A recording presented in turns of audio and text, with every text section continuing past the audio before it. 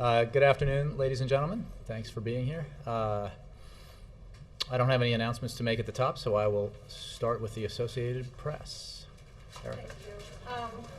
So on Thursday, after the last debt talk meeting that you all announced that happened here, the president had asked the members to report back within 24 to 36 hours on what could pass.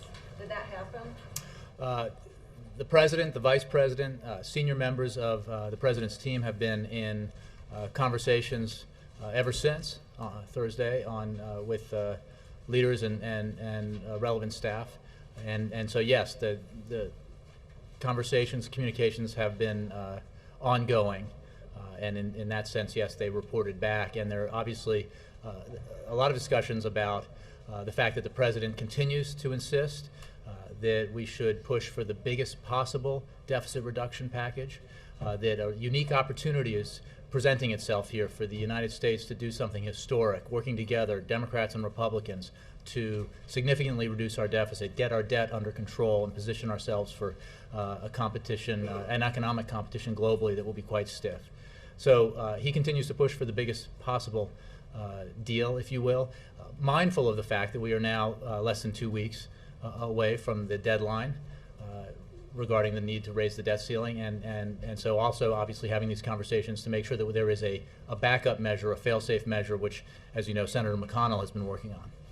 I mean, is there anything new that would lead you to believe that a big package still could happen? Anything in the meeting with Boehner and Cantor that makes you think that could pass the House? Well, I have no specific announcement or progress report to give you. I think that it's always been difficult, as we've seen throughout this process, to convince everybody at the table that they need to put their partisan politics aside. They need to get outside of their comfort zone in order to reach for this prize, which is a bipartisan, significant deficit reduction package that does it in a balanced way so that no sector of society is unfairly asked to bear the sacrifice.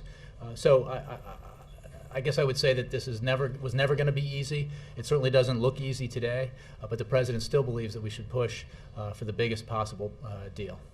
And then can you tell us about the Boehner-Cantor meeting and also why not announce this one when others have been? Well, actually, first of all, I would just say that there have been, as I've said, conversations ongoing with since Thursday, president, vice president, senior members of the president's team, with leaders of Congress in both parties. Those conversations continued yesterday and today, and will continue until this deal is done. So I don't have a specific readout to give you of a specific conversation or meeting, and in fact, we haven't given specific readouts to specific meetings or conversations in the past. Some of them have been reported on after the fact, and we've acknowledged them, but the fact is that there are too many conversations and meetings taking place for us to catalog each and every one. Well, why was this meeting not on the schedule as compared? Well, there are meetings that and conversations that the president, the vice president, and other senior members of their team have all the time that aren't on the schedule. This is an ongoing, fluid process that involves the set piece meetings the president had last week with the 8 leaders of Congress, both houses, and as well as ongoing conversations at different levels with different participants. Yes, sir. Again, on the meeting that the president had with House Speaker Boehner and with Cantor as well yesterday, can you be specific about the kind of progress that was made? The president did say as he left the podium that progress was made. Well, again, I think the president was referring to overall since Thursday, since Friday when you last saw him, since the last meeting on Thursday, that progress has been made. And I would say that there are a variety of paths we can travel down here. The president is pushing for the biggest deal possible, continues to believe that there's an opportunity here to achieve that if only all sides were willing to compromise. There is the possibility for something short of the biggest deal possible, but still something significant that would provide some deficit reduction, some significant deficit reduction, but would also still require balance, would still require give on the part of Republicans. Short of that, because every leader at the table, every responsible leader on Capitol Hill agrees with the president that we cannot let the United States default on its obligations for the first time in its history. We must pursue a fallback or last ditch option, if you will, and that is conversations about that have been ongoing. Obviously, Senator McConnell has taken the lead in that to a measure that would allow the debt ceiling to be raised, and that continues. Those conversations continue too. Did the President and the Republican leaders specifically discuss McConnell's Again, background? without getting into a readout, a specific conversation, you can be sure that in all of these encounters and conversations that the President, the Vice President, Jack Lew, Tim Geithner, Gene Sperling, all the participants, Bruce Reed, have been having that the variety of options are being discussed, because we don't have the luxury anymore of pursuing one only. We have to make sure that we're pursuing, we have to make sure that there is a mechanism in place to be sure that no matter what happens, the United States does not default. And will the President meet with them? Those I have two no today, scheduling tomorrow, announcements next to make, but I can tell you that he is continuing to have those consultations with Democratic leaders, Republican leaders, and the Vice President and others are as well. Yes, Jay. Will Democrats in the House vote for the McConnell-Reed measure enough to pass, just in case it comes down to the wire here? Because it seems as though everybody's off on their different track here. The House Republicans are passing cap, cut, and balance, which probably can't pass the Senate, and if it does, the President has said he will veto. So McConnell's doing his thing. Are you guys trying to at least lobby Democrats to vote for that? Well, these conversations are ongoing about precisely that. We need to make sure that whatever we do here can pass Congress and is acceptable to the President to sign. We don't have too much time to play with. So I can't answer your question, because we don't actually know what that bill would look like yet. And I think that the same question could be asked of House Republicans about whether, because they have registered the loudest protests, I believe, to Senator McConnell's proposal. So I think the leaders are working on that, looking at various ways that we can, even through that mechanism, get the significant deficit reduction, or at least some deficit reduction. But that is a fluid process, and to predict what might get votes and from where is hard to do when we don't even know exactly what the measure will be. On the Consumer Financial Protection Board, Senate Republicans sent a letter to the President in May saying that they would block any nominee unless changes were made to the board, replacing the director with an advisory panel, making the board, the Bureau, have to seek congressional appropriations, and another change that escapes me. Do you guys have a response to that? The President strongly believes that the board, as it is constructed, is the right thing for the American people. I mean, it has not been that long since the financial crisis led to the deepest recession since the Great Depression, and that millions of Americans are still feeling the effects of that. And so many Americans, get their credit card agreements and don't understand the fine print that's written in a way precisely so that they cannot understand it, and then find out that their rates double overnight. So many Americans, I know when I close a mortgage on my house, there's so much paperwork. How could you possibly understand what's in it? And this bureau is designed precisely to protect consumers, and it is an essential thing to do. If there was anything we learned out of this crisis, it was that consumers need to be protected. And the President believes very strongly that the CFPB is vital to that. And Elizabeth Warren has done an excellent job in standing up that bureau, and Richard Cordray will do an excellent job leading it into the future. Public Citizen said about the fact that Warren was not nominated for the position, quote, Wall Street and the big banks did not want her to get the job. President Barack Obama decided to succumb to those interests rather than fight for the American people. Do you have a response? Well, first of all, the President established this bureau, and it was Elizabeth Warren's idea. The President asked Elizabeth Warren to stand up this agency, and she did an excellent job. I need not remind you what Republicans in the Senate have said about the possibility of a confirmation for Elizabeth Warren, and their absolute refusal for that. I mean, that, what the obstacles here are clear, and as you noted, the obstacles are blanket, at least according to Republican senators. They do not want this agency that is designed precisely to protect consumers to exist as it now stands. And they've said they would reject or oppose any nominee, which is something I think that needs to be explained to the American people, because this agency is there to protect them.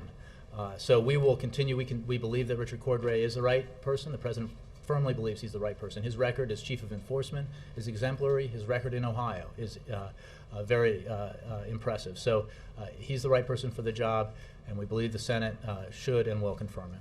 I think the point that the public citizen was making was that the president should have fought for Elizabeth Warren instead of blinking. I think our position is clear. Richard Cordray is the right person for the job, and we are going to fight to get him confirmed.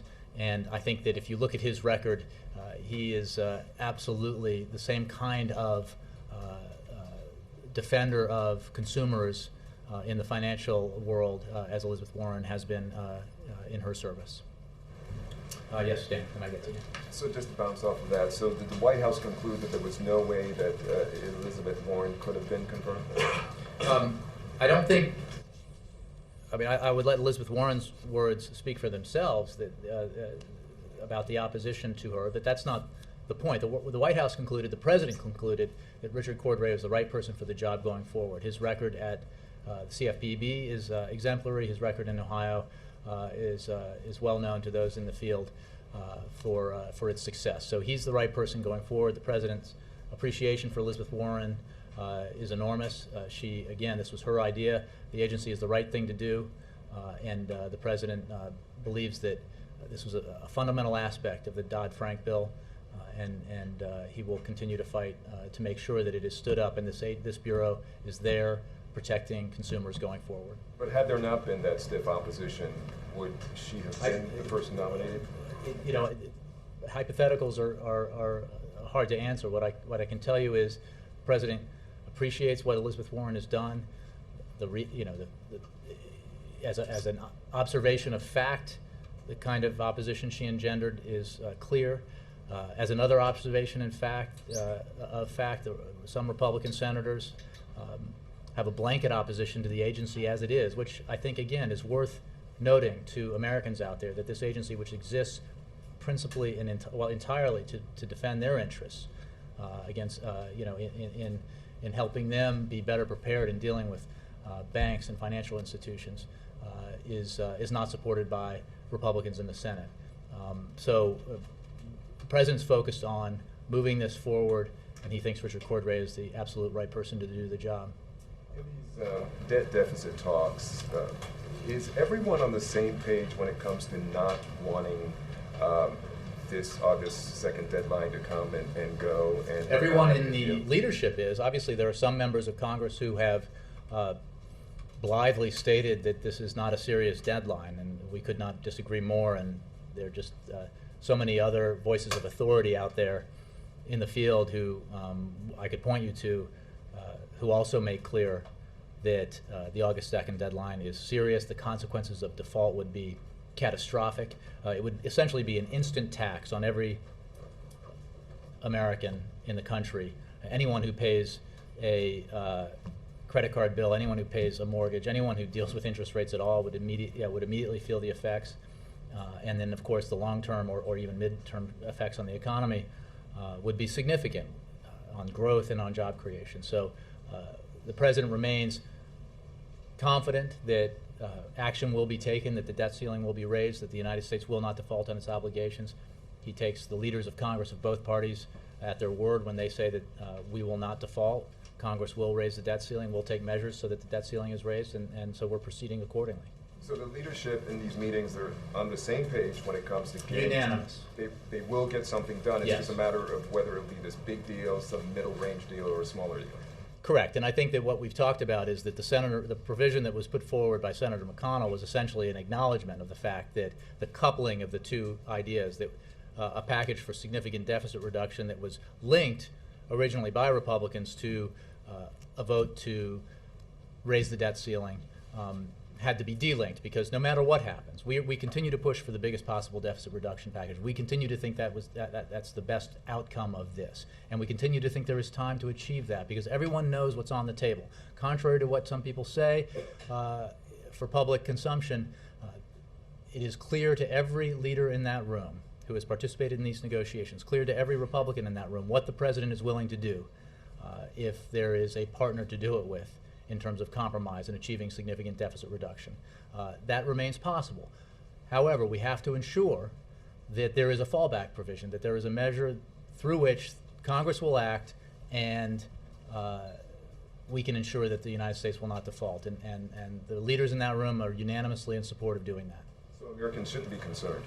Well, I think Americans should not be concerned. We believe the debt ceiling will be raised. The United States will not default. We obviously are in a relatively short period of time here, so the fact that we remain confident that that will happen is, I think, important, but it does not mean we can let up. We have to continue and press forward with our work to ensure that it does happen. Nora, welcome. Thank you. Was Sunday the first time that the president has met privately with Boehner and Cantor? Again, I'm not going to give readouts of meetings or conversations individually. I can say that the president, vice president, senior members of their team have been in ongoing conversations with congressional leaders, senior relevant staff members on the Hill, trying to move this process forward to make sure that we, at the very least, do what's necessary to ensure the United States does not default, and hopefully do much more than that, which is to achieve significant deficit reduction. The president has had numerous meetings with all the leaders of Congress over these past many weeks. So do you expect that there'll be more of these smaller type meetings with the leadership that are not on the president's schedule? I can't anticipate what kinds of meetings or their makeup might be, or conversations, except that the conversations will continue. I don't have any scheduling announcements to make, but it's obviously a pretty fluid situation. The president had said over a week ago that they were going to meet every day until a deal is done. So does that still hold true? Well,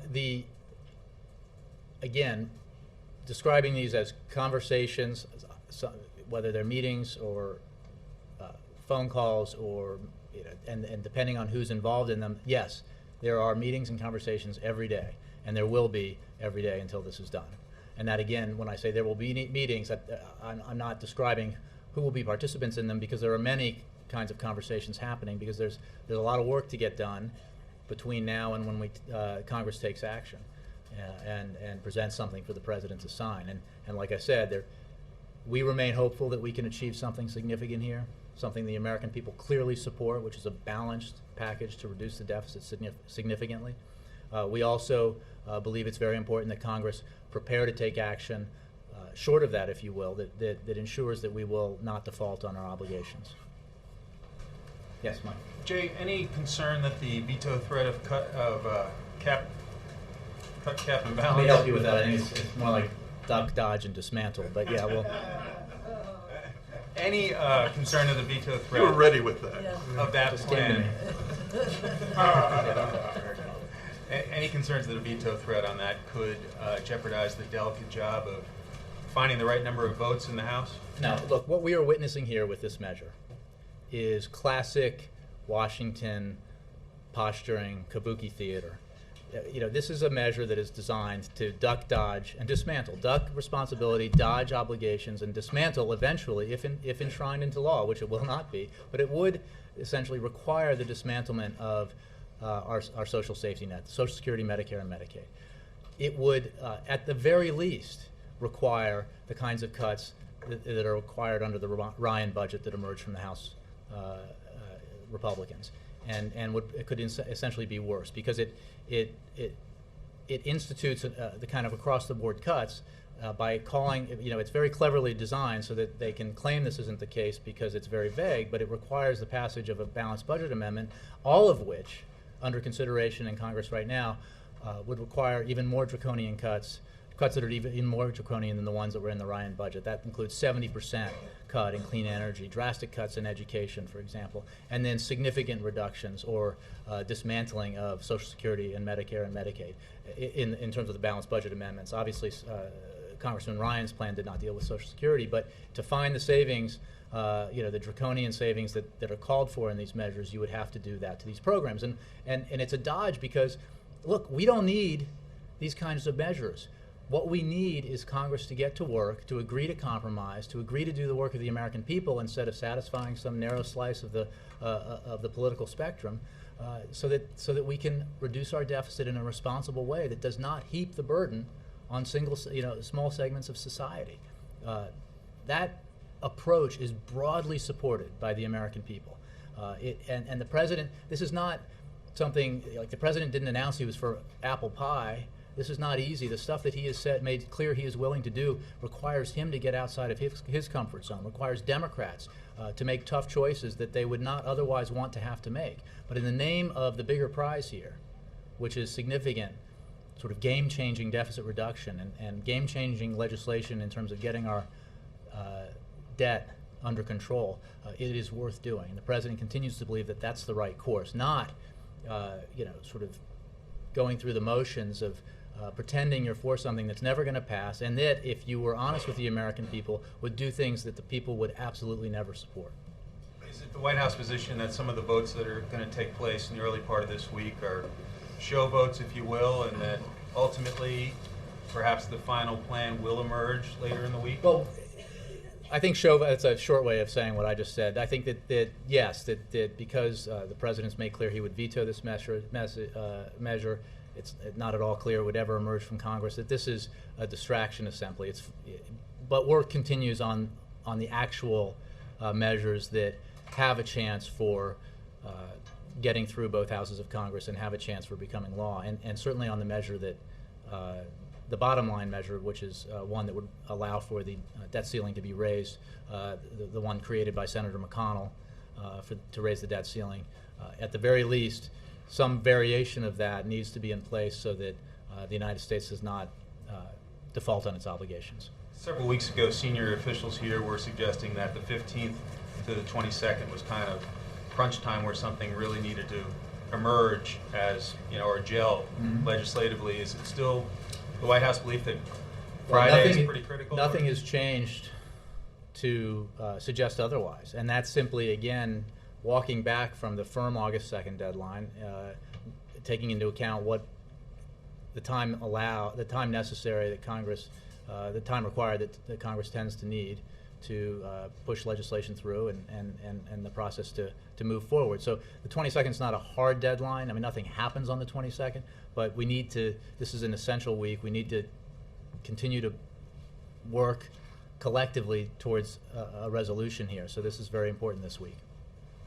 The president has said he wouldn't sign a short-term deal, and yet given that the McConnell plan only allows him to increase the debt ceiling in increments, isn't that in essence a short-term deal, and is he revising his opinion? Well, again, I think you understand the distinction between the toll booth kind of short-term deal that was put forward that had to do with the linkage between the essentially linking two things that are unrelated, which is raising the debt ceiling, and the dollar-for-dollar linkage in terms of deficit reduction that was put forward by Speaker Boehner. He's not going to sign that kind of short-term deal. The measure, as you know, that Senator McConnell has proposed would essentially turn authority for raising the debt ceiling, for being the responsible party and not allowing the United States to default on its obligation, over to the United States, the President of the United States, rather than the United States Congress, which has traditionally held that responsibility. If necessary, it's not the preferred outcome, it's not the desired outcome, because it doesn't, at least by itself, do the things that are possible here in terms of significant deficit reduction. We would, that's better than allowing the United States to default on its obligations. Does he consider the McConnell plan, though, to be a short-term deal? Well, you're looking for semantics here that, again, if you need to understand the distinction here, it is a short-term deal as written. It requires 2 or 3 different votes, but it's a wholly different kind of measure than the ones we were talking about when it's an up or down vote that requires congressional passage and deficit, in their eyes, concurrent deficit reduction measures that go along with raising the debt ceiling in short tranches into next year. This is different because, again, it turns the authority over to the president and requires Congress to override a veto. So they're different, not the best outcome. I mean, what has happened in this town in the last few weeks is the perfect example, at one level, of what Americans hate about Washington, which is when the opportunity for bipartisan cooperation is clear, where both sides agree on what the problem is, both sides agree on what the size of the solution should be, and there is vast agreement, pretty much everywhere except for in some quarters on Capitol Hill, on what a balanced package should look like that has support overwhelmingly from a majority of Americans. If there were ever an opportunity here to do something big, it is now. And instead, there is the real possibility that this opportunity will be missed. Moody's has said that they don't think the debt ceiling is necessary. What's the administration's stance on that? You know, I saw that story. We don't have a stance right now. We don't have the time to litigate or hypothesize about, you know, something like that. The system as it exists is what we're dealing with now. We have a limited time frame within which to work and to get this done, and that's what we're focused on. And finally, one of the participants in the President's Education Roundtable with business leaders was Fred Humphreys, who's Microsoft's top lobbyist. Why isn't that a violation of the President's pledge to eliminate access and influence? Well, I think you know that, first of all, there were numerous participants in this meeting, and including Secretary Spellings, the Education Secretary from the George W. Bush administration, who also now does some lobbying. The President's promise was not to eliminate or prohibit lobbyists from entering the property, but to not give them special access. And again, this was a widely attended meeting from people of a variety of backgrounds and who are very much engaged in this particular issue. So, you know, no, the answer is no, it's not. Jerry. You said Friday isn't a hard deadline, but do you think a deal will be in place by then? And if not, what do you think? How do you think markets will react to that? You're asking me to predict how markets will react, and if I were, I would advise you not to buy and sell accordingly. But again, it's not a hard deadline, but Congress, the administration, all of us working together need to move this ball down the field this week to make sure that by next week we know that there will be an outcome that at the very least ensures that the United States does not default on its obligations. And then another ratings agency, a much smaller one called Egan-Jones of Pennsylvania, over the weekend downgraded the U.S. debt. Now, obviously, they're not a Moody's or S&P, but what does the administration say to that? I wasn't aware of it. I mean, the overall news about ratings agencies would generate the same response, which is that we have to obviously do what the leaders of Congress have said they would do, which is work together with us to make sure we do not default. And on the Consumer Financial Protection Bureau nominee, would the administration make any changes to the Bureau to secure confirmation, such as possibly giving Congress the power over the Bureau's budget? The Bureau as it exists is the way it should exist, and I'm not, you know, the President believes that Richard Cordray is the right person for this job, that the committee and the Senate needs to act accordingly and confirm him so that this important Bureau continues the work it's already started to ensuring that American consumers get the kind of protection they so desperately need in dealing with their financial matters, and the kind of protection they lacked in the collapse that caused the greatest recession since the Great Depression.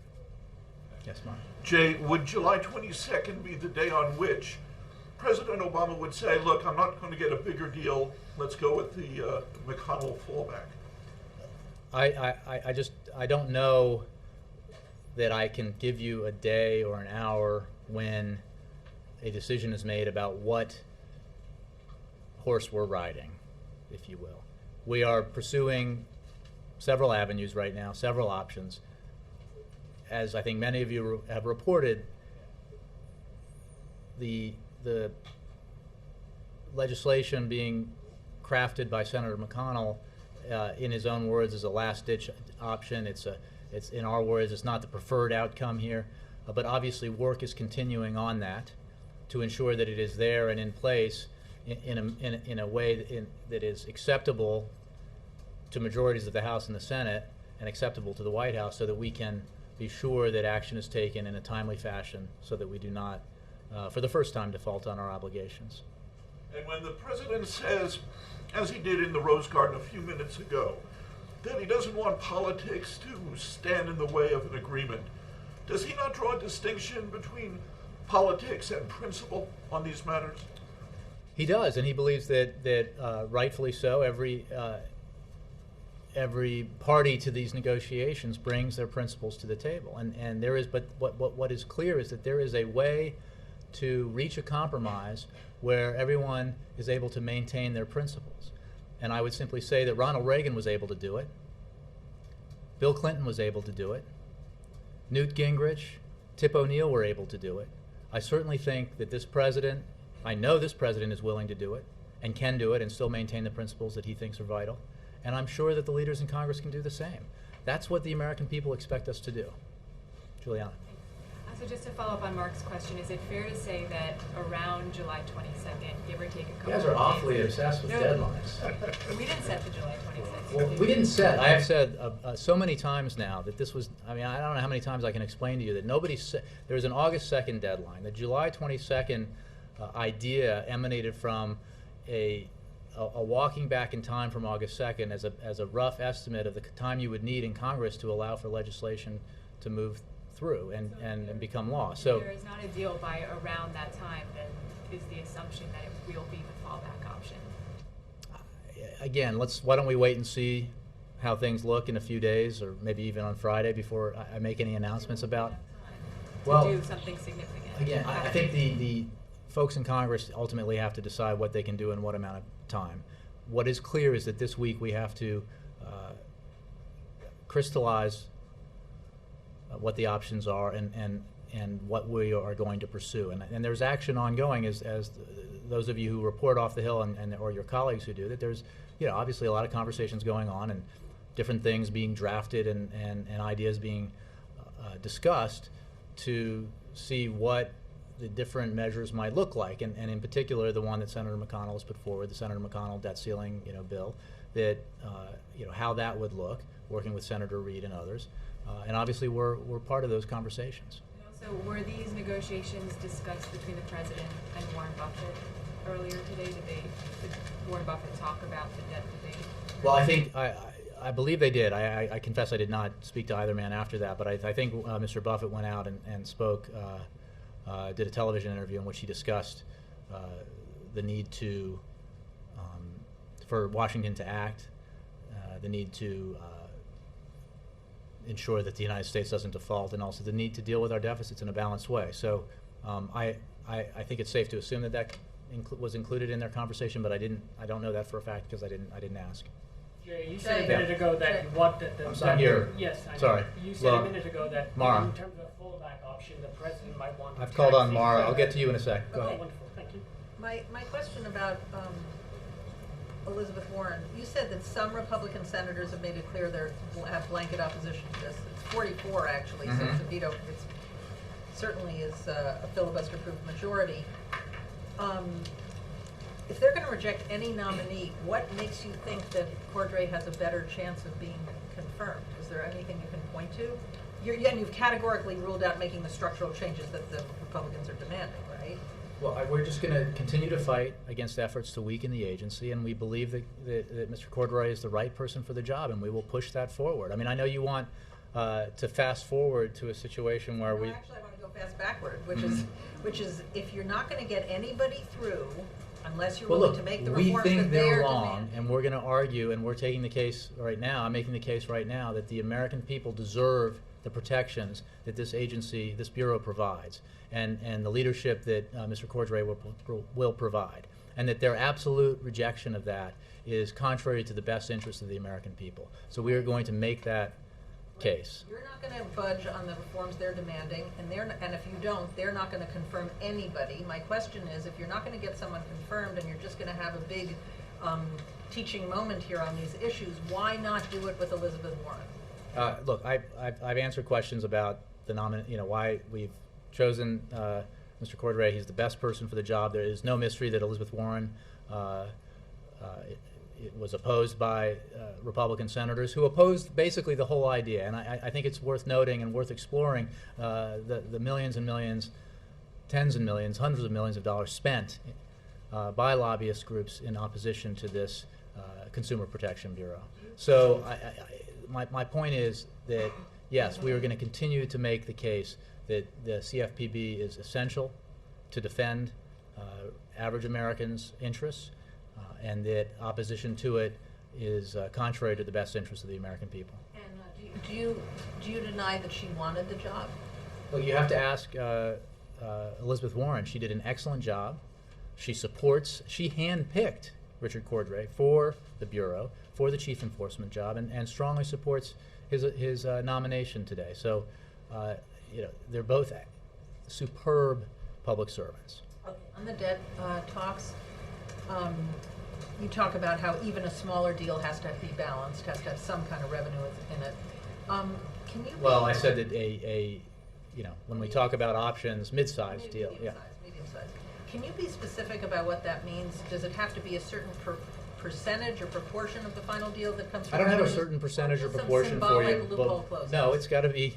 This is not. It's not symbolic when we're talking about millions or billions of dollars that, in the name of deficit reduction, would otherwise be charged to a senior citizen, to the tune of say $6,400 a year in the Ryan budget plan, for example. So this is not symbolic. This is real money, and the reason that you do not have to dismantle some of the most sacred protections that we have for our citizens, Social Security and Medicare, in order to do this, as long as you're willing to do it in a balanced way. So what I would say is that it is I can be very specific about certainly what would be included in a medium-sized deal. I mean, again, because there's a lot of talk about tax hikes on the American people, job-killing tax cuts. I mean, I don't know if their argument is that the unfair advantage that the owners of corporate jets is somehow desirable to create jobs. I mean, they ought to go out and make that argument. Do they think that an oil and gas industry that is raking in record profits because of high energy prices, that they deserve these special subsidies that other businesses and other industries don't get? They ought to make that argument, because that's what we're talking about. We're talking about this within the context of continuing to lower taxes for the middle class, which this president has done since he came into office. Right. You just described, you said you can be very specific, and then you just gave some examples that add up to Billions. Small, well, billions of dollars. Yes, but corporate jets and oil and gas subsidies don't add up to a tremendous amount of money. Is that all? Are you telling me that the Republicans are willing to give on that? Because that would be welcome news. So What's far, your we haven't seen bottom line that. on revenues in a medium-sized deal? I'm not going to issue or negotiate a bottom line to a package from here. What I'm saying is that if there's a willingness to compromise, that a mid-sized deal does not require, would allow for significant deficit reduction, and does not require major concessions from either side. And which is why it is so puzzling, or would be, I imagine is, for most Americans when they're presented with what's happening in Washington and they're scratching their heads and thinking, why can't they just get it done? And the president has made clear he is ready and willing to get it done, and he is waiting for partners. And just one last question. He mentioned again today the payroll tax cut.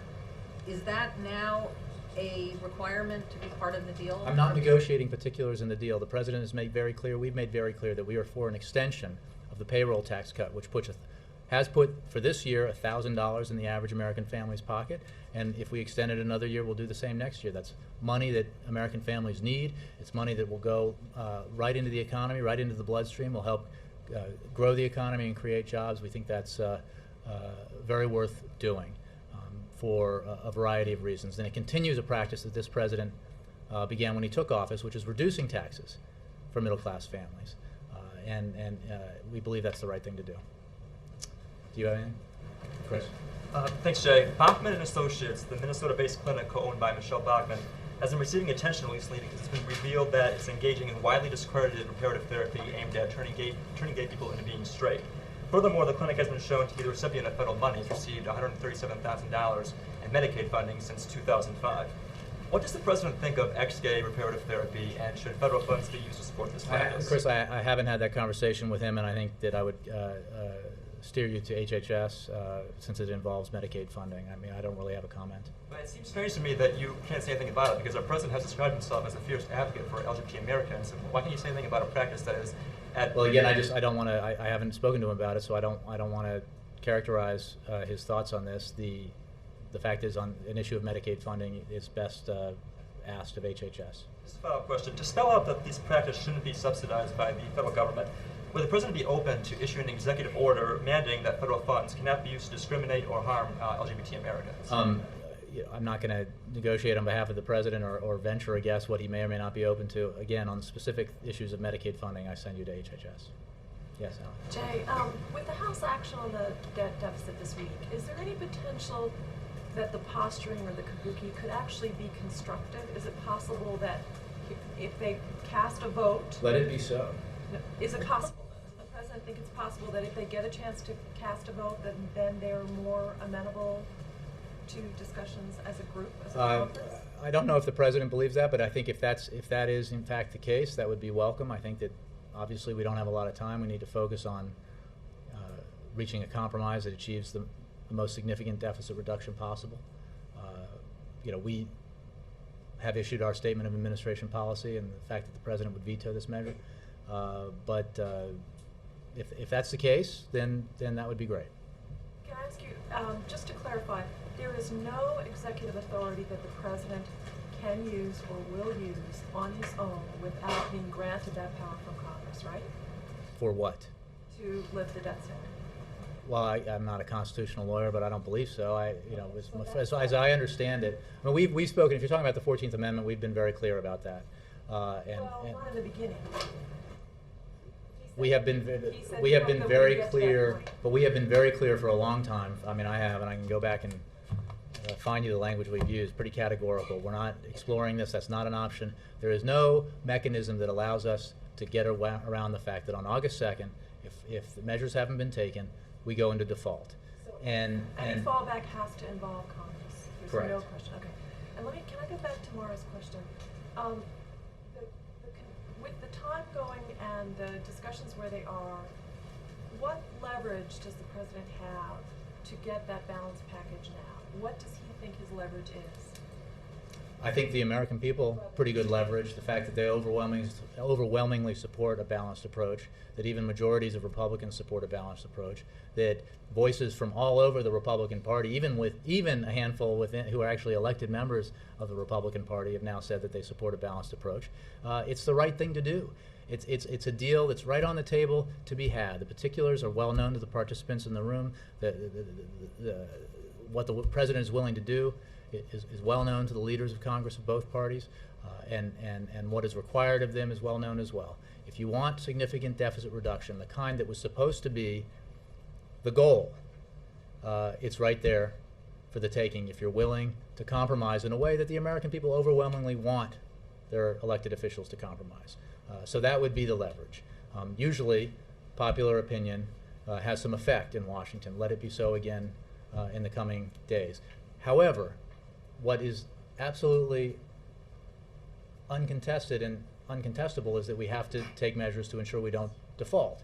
So we are pursuing that track and understand that, as the president said, if Congress, as is its wont, does not act, at least let's take measures to avoid Armageddon. So we are making sure that that those avenues are being explored. Ann.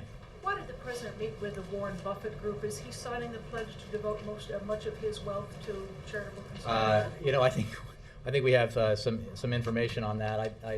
Why did he meet with them? Because he thinks that what they're doing is extraordinarily noble and good. Let me see what I have here on that. He's met with them before. Is he offering to He received an update on the Giving Pledge, which invites the wealthiest individuals and families to give the majority of their wealth to philanthropy, and discuss the ways in which private philanthropy can help address our nation's greatest challenges. As you noted, Warren Buffett, Bill and Melinda Gates, and others who have taken the pledge were participants in that meeting. I have nothing else. Yeah. Jay, do you know if the president sought spiritual advice from the Dalai Lama when they met over the weekend? I think we gave a readout of that meeting. I think it was the meeting the likes of which he and other presidents have had with the Dalai Lama, who is an important religious and cultural leader, but not that I'm aware of. Did they meet in the Oval Office, by the way? I'm not sure. No. Let me see. I have something on this.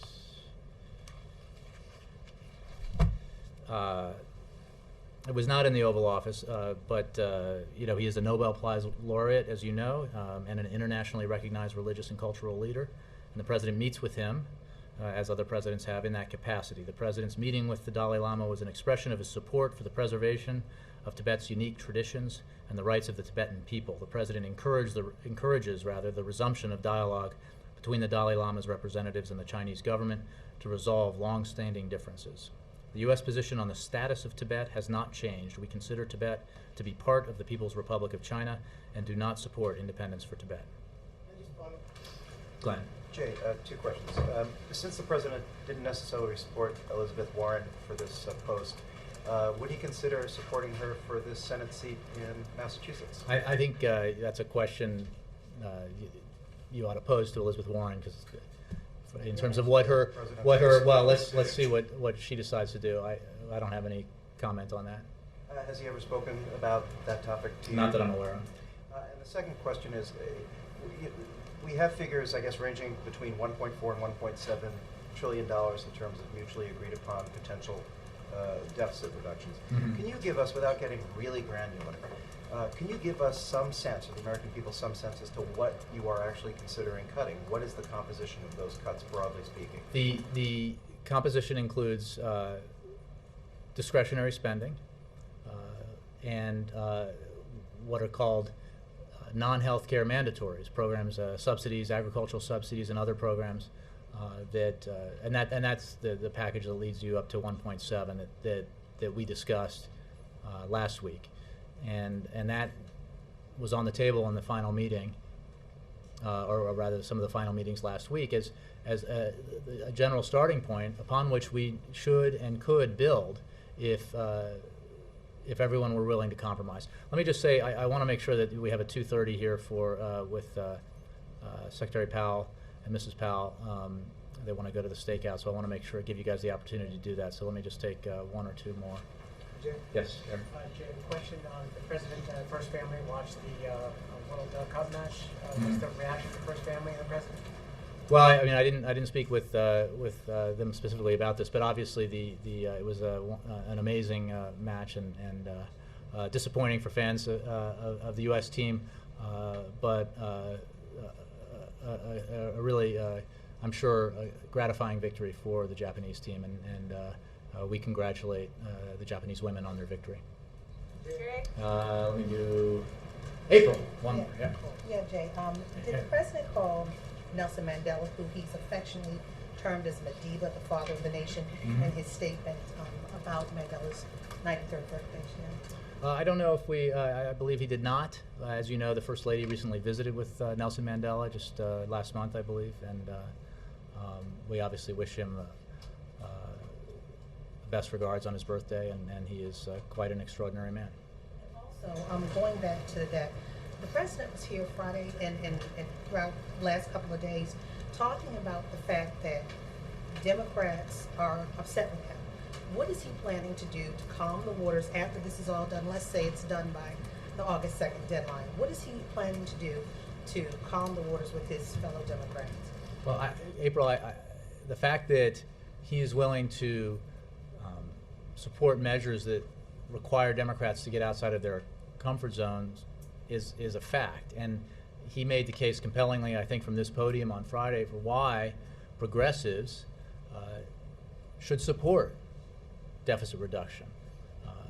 Precisely because we need to get our fiscal house in order so that we can continue to invest in the key programs and the key initiatives that will allow our country to grow, create jobs, and protect those in our society who need protection. So I think all he has to do is make the case, and he will continue to make the case, that a balanced approach to deficit reduction is in the interests of progressives as well as every other American, because we need to grow the economy and create jobs, and we need to get our fiscal house in order, and he thinks that is vital for everyone. But is it necessarily just deficit reduction, or the programs that he is trying to cut? It requires tough choices. There are no easy choices here. We're not at a point where you can find a lot of low-hanging fruit in terms of reducing spending. So reducing spending requires making tough choices. And what he has said is that you have to have a balanced approach so that you don't need to do anything draconian the way that the House Republican budget did. In order to ensure substantial tax cuts for the wealthiest Americans, in fact, additional tax cuts for the wealthy Americans, the House Republican approach required, in order to reach the $4 trillion mark, required significant reductions in discretionary spending, including clean energy and education. significant restructuring or elimination of Medicare as we know it in order to pay for, if you will, both the deficit reduction and the tax cuts for the wealthiest Americans, required senior citizens to get stuck with an extra $6,000 bill because of the need to eliminate Medicare as we know it in order to fund these other priorities. So those are not the president's priorities. If you do it in a balanced way, you don't have to do it that way. Thanks. Thanks.